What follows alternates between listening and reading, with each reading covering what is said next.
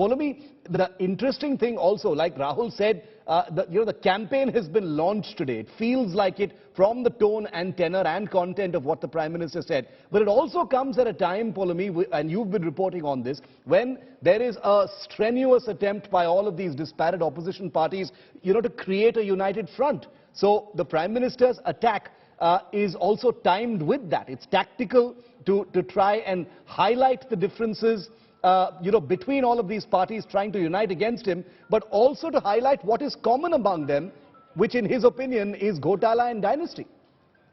That's right. In a way, the Prime Minister, in one of his fiercest attacks against the opposition today, from, of course, Battleground Bhopal, which goes to post by the end of this year, has set the tone for 2024 as well, because he's painted the bigger picture.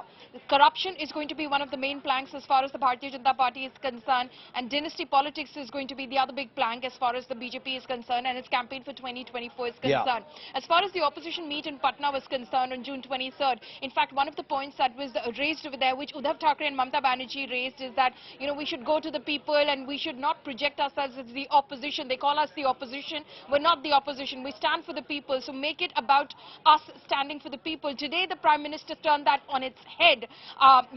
Some might have missed it because the Prime Minister obviously is keenly clued in, even if he's on US soil. He's obviously, getting his updates on what's happening over here on the ground as well.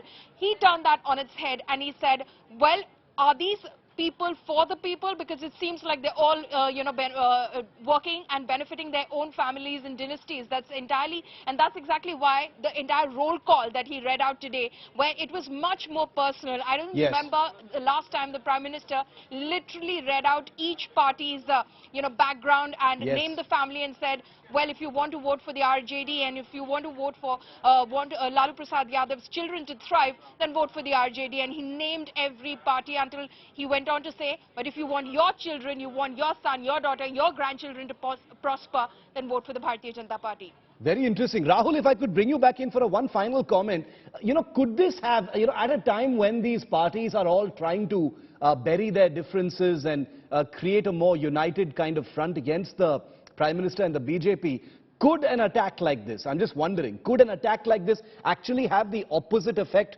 which is to, goad these parties into redoubling their efforts to bury their differences and come together more strongly? Because we have seen some disparities erupt between them.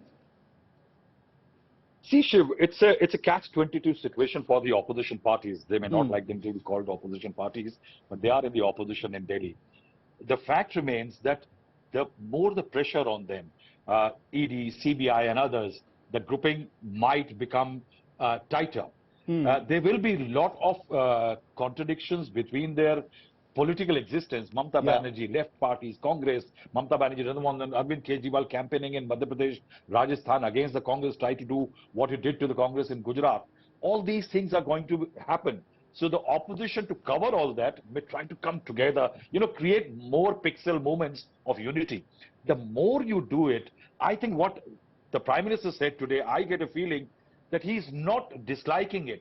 I think the Prime Minister and the BJP is liking the idea of the opposition's intensified attempt to campaign, because if that playbook of dynastic politics works for the BJP, then the entire grouping gets into trouble. But splintered, even if they are alone, then say, for example, a Mamta Banerjee may not be in trouble. But if the BJP and the Prime Minister manage to brand it as a struggling bunch of dynasts who are all mired in corruption, if you see most of the leaders, barring Nitish, Kumar and few, everybody has some case or the other. In that scenario, the entire coalition template will have certain answering to do. I think the Prime Minister is trying to have a situation where it is him versus the rest, where he can talk to about them as corrupt, as dynasts, and then of course the polarization